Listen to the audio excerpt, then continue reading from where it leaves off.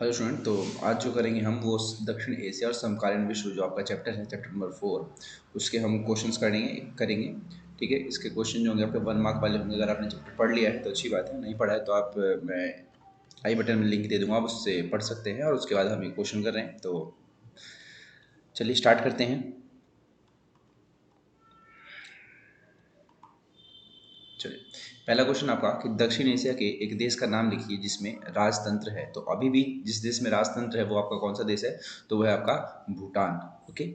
Next question है आपका कि नेपाल में कब तक संवैधानिक राजतंत्र था? तो उसका आपको बताना है 2008 तक था। ठीक है। आईपीकेएफ का पूरा नाम लिखिए। देखिए, आईपीकेएफ जो है आपका भारत की शांति सेना है, तो इसका जो फुल फॉर्म होगा आपका होगा इंडिया पीस कीपिंग फोर्स। ठीक है।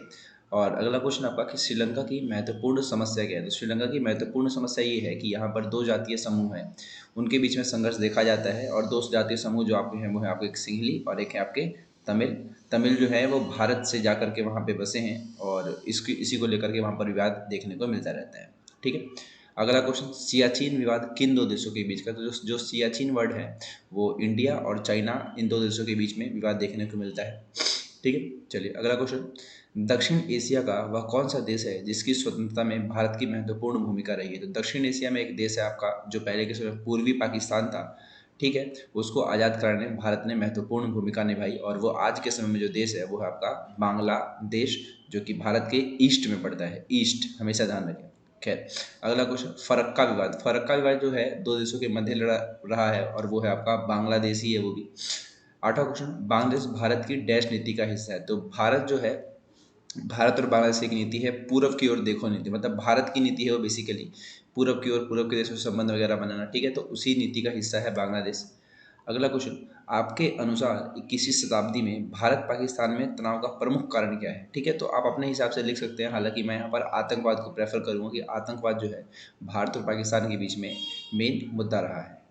अगला क्वेश्चन, श्रीलंका को कब स्वतंत्रता प्राप्त? 1948 में स्वतंत्र हुआ था श्रीलंका। चलिए आप लोगों के लिए क्वेश्चन कि श्रीलंका का पुराना नाम क्या था, यानी कि स्टार्टिंग में श्रीलंका को हम किस नाम से जानते थे? कमेंट बॉक्स में मुझे बताइए। 11वां क्वेश्चन, श्रीलंका में किन दो जातियों के मध्य संघर्ष रहा? तो वही ऊपर वाला क्वेश्चन, तो सिंगली एंड तमिल्स। ओके। चलिए, इसमें क्या करना है, वाक्य को सही करके पुनः लिखना है। तो वाक्य यहाँ पर गलत है, तो वाक्य यहाँ पर है 1960 में विश्व बैंक की मदद से भारत और नेपाल ने सिंधु जल संधि पर हस्ताक्षर किए। तो ये जो सिंधु जल संधि है वो भारत और नेपाल के नहीं, भारत और पाकिस्तान के बीच का विवाद था, जिसको विश्व बैंक ने 1960 में सॉल्व कराया था। तो यहाँ पे आपको एक ही वर्ड चेंज करना है, वो है आपका नेपाल। इसके जगह आपको लिख देना है पाकिस्तान। तो 1960 में विश्व बैंक की मदद से भारत और पाकिस्तान ने सिंधु जल संधि पर हस्ताक्षर किए।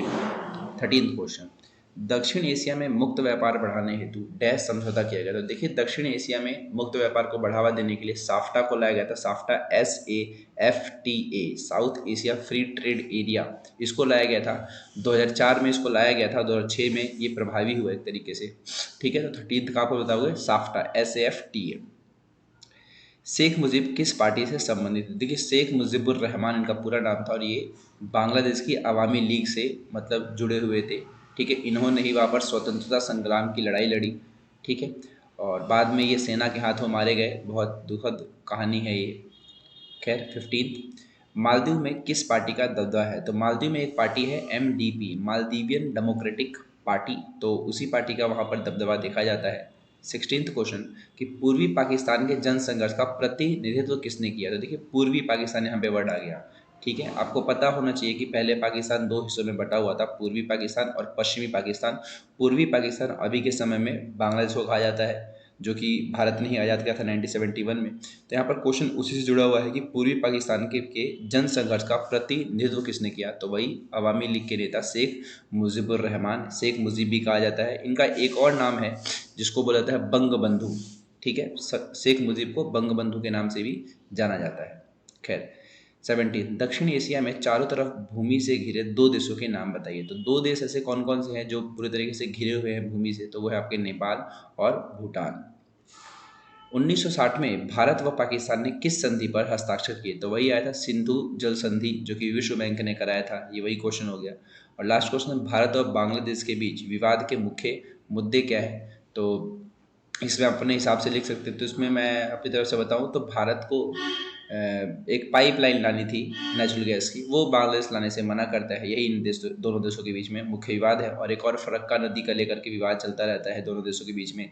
इसके अलावा बांग्लादेश से बहुत सारे शरणार्थी भारत की ओर आते हैं, जिस पर बांग्लादेश की सरकार ध्यान नहीं देती। ये भी एक विवाद का मुद्दा रहा है। ठीक है, तो आशा करता हूँ आपको सारे क्वेश्चन समझ आ गए होंगे। अगर आपको इनके आंसर लिखित में चाहिए तो हमारी जो वेबसाइट है यहाँ पर आपको दिखा देता हूँ, amreshacademy.in, इस पे जाइए। इसमें आपको सारे के सारे आंसर मिल जाएंगे। ना मिले तो मुझे कमेंट सेक्शन में बताइए। ओके, चलिए मिलते हैं अगली वीडियो।